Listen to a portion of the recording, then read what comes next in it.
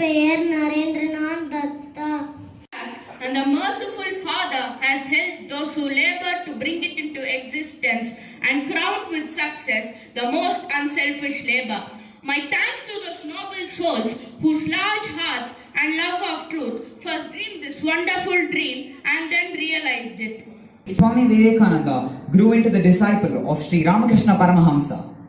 Under his guidance, he was able to transform from a young Narendranath to a much enlightened Swami Vivekananda.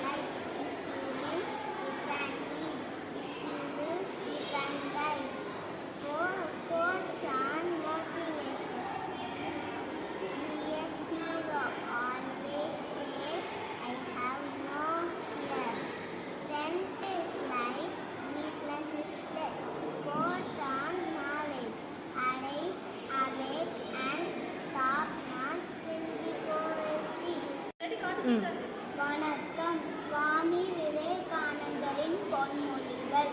தூய்மை, பொறுமை, விடாமுயற்சி, இவற்றுக்கு மேலாக அன்பு.